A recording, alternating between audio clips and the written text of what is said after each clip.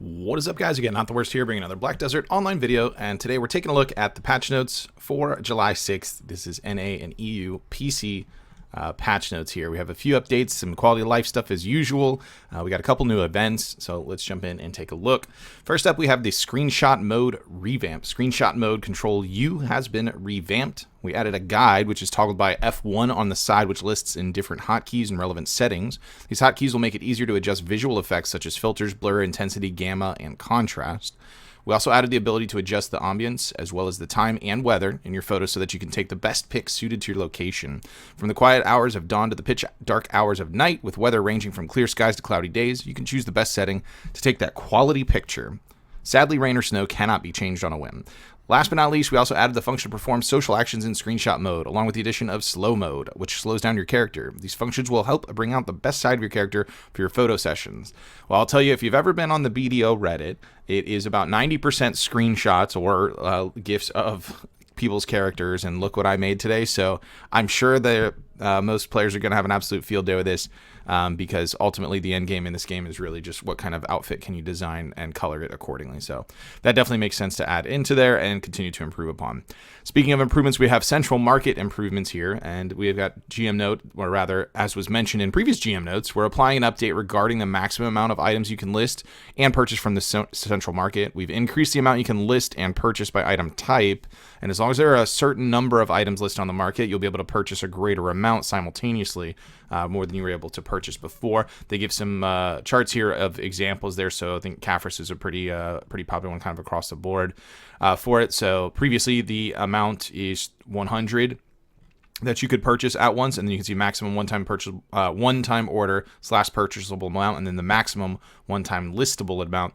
You no longer have to sell your Kafris in smaller 1,000 chunks. You can now do it in 5,000 chunks that you see here, and then if there's, you can purchase 300 at a time if there are 300 or more currently listed. So that means if you're pre-ordering, that's not going to happen. It's still going to be 100, and if there's under 300, 290 or whatever, you're still only going to be able to purchase 100 at a time rather than 300. And that goes for memory fragments just in that scenario as well. Obviously, the amounts differ depending on the item that you are purchasing. Moving over to events, we got a couple new ones here. Both pretty solid, actually. We've got Finding Lara's Lost Sapling Seals. This is going to be it's a grinding event, but also gathering and fishing will net you these as well. You're going to be getting these little sapling seals, and they're pretty straightforward. You can exchange one for a hard black crystal shard, or you can exchange two for a sharp black crystal shard. As of this coming out, these were completely sold out with a lot of pre-orders as far as the hards were. The sharps weren't, so this will help out hopefully a lot depending on how often they drop, but you know, that is what it is. Either way, it's a little bit of a bonus regardless of what you're doing, gathering or grinding. Either way, you'll be good there. Next up, we have the treasure hunt is on. We've had this several times before, and it's always a pretty welcome one to get. This is an event where certain treasure item pieces will drop in other places other than just the normal. So for instance, map pieces that normally drop in Sulfur or Pila Ku will now also drop at Centaurs and Baziden. If you're trying to hunt down that Elton Compass piece, you can also pick that up in Kratuga. I believe it's the Bellaton that drops it there. You can get pieces at Akhman as well. You've got the HP and MP potion spots all have new grind zones. For instance, the Blood Wolves part will also drop at Kadri. So you'll be able to get those, and also the pity pieces drop there as well, of course. So if you want to mix it up a little bit, or you've got another grind zone, or it's just flat out better, Centaurs is obviously a very good grind spot in general right now. You can definitely do that and kind of expand your horizons if you've been grinding away for a particular treasure item, at least at this time. Moving into content updates, we don't have really anything amazing here going on for character updates. There's no balance changes just yet, although we did see some in last week's Global Lab, so we expect those to be coming along pretty soon. Some dive animations adjusted, and a couple of issue fixes on descriptions that were adjusted to actually match what the skills do, but nothing major there. Now, something that is major, we've got a really nice content update for adventure logs. So let's read the note real quick here. These were originally designed to provide a different means of experiencing the variety of content Black Desert had to offer, while also rewarding the adventurer with items or stats. To help new adventurers progress through the available adventure logs with ease, we've altered some of the objectives of these entries, including Igor Batali's adventure that started it all. So they've kind of made a lot of things easier to actually accomplish. So for instance, when you have to collect 3 or 4 ogre type items to give to D for D's Encyclopedia Volume 5, it's only 3 now, so they reduced that. So maybe you're not spending a few hours trying to hunt down an extra soiled ring.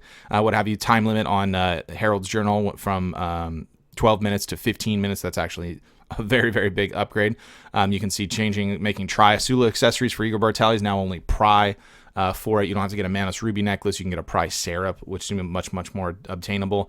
Yeah, overall, these are just a pretty big upgrade to make things a lot easier. I know this one was very in stock. The Cagtum ring is now a Tri-Cagtum ring for Pavina Greco's Volume 4 instead of the Tri-Blue Coral earring. So these are still sitting on the market plentiful even as we speak. So nice little upgrade there, especially for new people trying to get in and get caught up a little bit.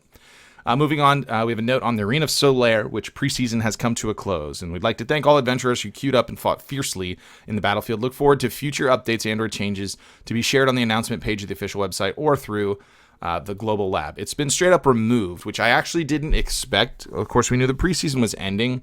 To be honest, I didn't put a ton of thought into it. If you were just doing the preseason, obviously you need some time to take the data, kind of analyze that, decide, make changes, and because it does need some work for sure.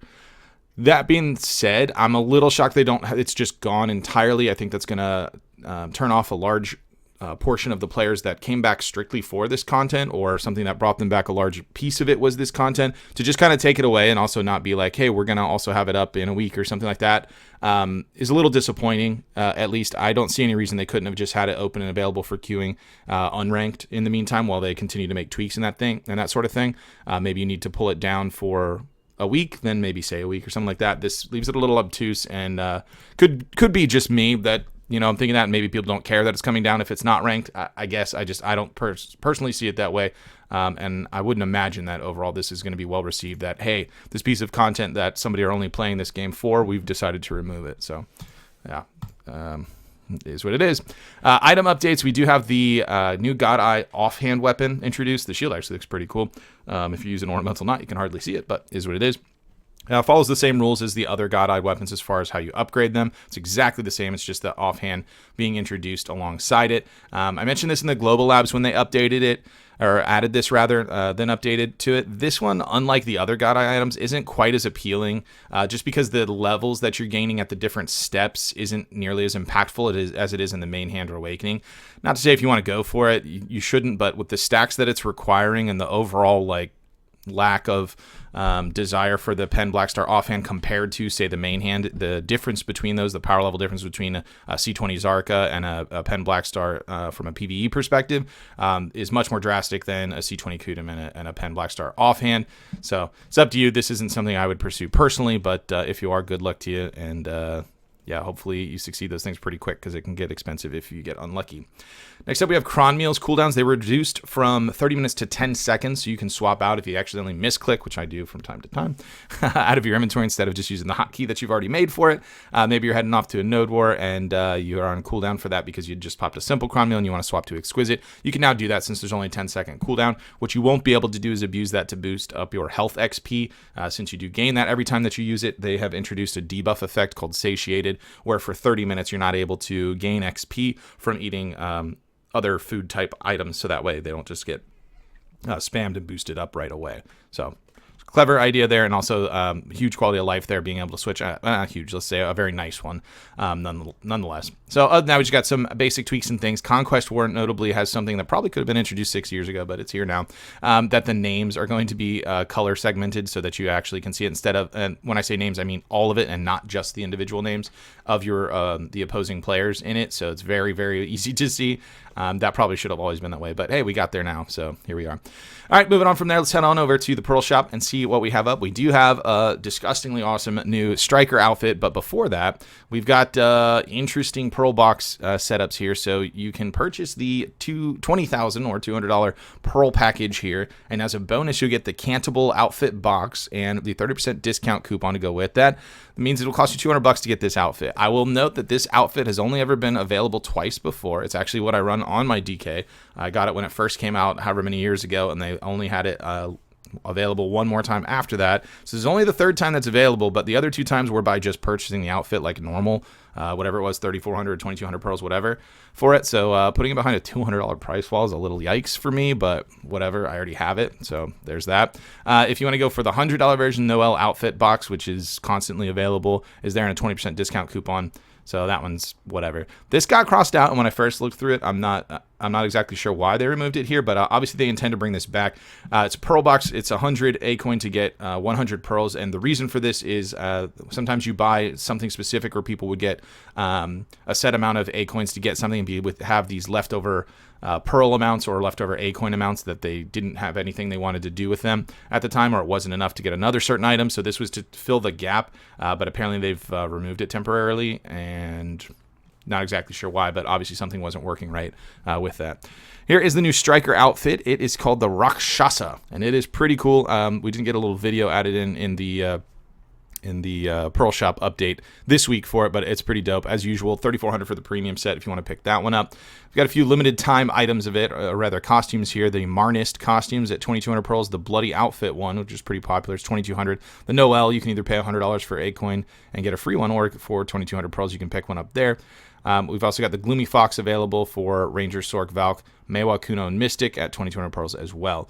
The Gravekeeper and Ranhorn Witch are also up in the shop if you want to pick those up, as well as the Ghost Bride and Pumpkin Fairy. We've got the Glorious Shaddad and the Black Shaddad back and available, and they also have a couple of packs. If you want to get those up in, they are called the Superb pack to go alongside it. So you get the outfit as well as a 30-day value pack, 15-day Book of Old Moon and Blessing and Kama Sylve, 2 Snowy Winter Adventure box, a mystery outfit box, so a couple of RNG ones there. You get 5 Skill XP 300%, a Supreme Old Moon box, Black Tiger Pouch of Fortune, and a 20% discount coupon as well for 6940 pearls. It's not bad if you were going to pick up this outfit anyways, and then a couple of RNG items thrown in there as well with whichever set you want to get. Let's get past all those kits. And then we have some new products here. 50% off on Snowy Winter Adventure box, RNG box there. It's at 495 pearls if you want to roll the dice on that one. Got the Riddle Me This outfit box. That's the one where you also roll the dice and potentially get a couple of costumes. At that price, it's 50% off at 1350. You want to do that. And we have the 50% mystery outfit box. Excuse me, that's the one. That's the one with the outfit. Roll the dice. 650 pearls if you want to get that. Your very own adventure pack is 690. It gets you 10 artisans, 100 Kron, a 10% coupon, and 1 assorted scroll box. Then we have the Elion pack, which is available once per day. It's 100 pearls to give you 2 Elion's Tear, then 2 Elion's Blessing, 50 Kron stones, and then 1 300% XP scroll. At a glance, this isn't super appealing. The cost on those Krons is kind of nice if you buy for those, but I don't know. Just get the costumes off the marketplace and melt them personally, but your mileage may vary there. Enhanced Blessing of Kama Sylve. They've had this once or twice before with this many. If you need to pick this up at 1,250 pearls, that's the regular price for it. They've also put 15 item drop scrolls. We typically don't get that. We see usually 10. They used to do 5 all the time, which was kind of pitiful. 10 kind of the standard. Hopefully 15 is just the standard in general, but you can pick that up and get some scrolls alongside it if you need them. We've got 1+1 on inventory slot setups. If you want to pick those up, get doubled up on it. Then we have some loyalty items, which aren't all available just yet. It's going to be each one on a different day getting released and then running until July 20th. Can't thank you enough different packs. So you'll see the first one available now for 100 loyalty, and you're going to see new ones introduced that are going all the way through the 12th up to number 7, and these will run until the 20th, so you can pick each one up. As far as what's in them, it's all sorts of stuff. You'll see it. Today's Spirits, we got the Spirit Stone. We've got Courser Training coming up tomorrow. There's Enhancement Help Kits. So we got Kron Stones, and then some Books of Combat and Book of Lives that are coming up as well. We got a weekend special for Book of Combat Skill Book of Training Skill and Combat at 77 pearls. That will be up on July 7th, reset tonight. That's a lot of 7s. We've got the 348 pearls. You get a 7-day value pack, Book of Old Moon, Blessing of Kama Sylve, Book of Combat, and Book of Life, all included with that. You've got 700 pearls for a Choose Your Horse gear set box. Then we've got weekend event goodies, a Shikatu box choice for 710 silver, so be on the lookout for that coming up this weekend. We've got the weekly outfit on sale this week is the Witch Labreve outfit. If you're picking that up, of course, we have the separation of the different pieces like we see week over week as they continue to work through all of those older costumes. So there you have it for this week's patch notes and Pearl Shop. Let me know what you guys think about the stuff going on in the comments down below. If you did enjoy the video, be sure to like it. If you're new to the channel, be sure to subscribe so you get notifications when new videos do go live. And if you'd like to catch me playing live, there's a link to my Twitch page in the description down below. You can jump on over there, drop a follow so you get notifications for that as well. With that said, that's going to be it for this one. I want to thank everybody for watching, and I will see you next time.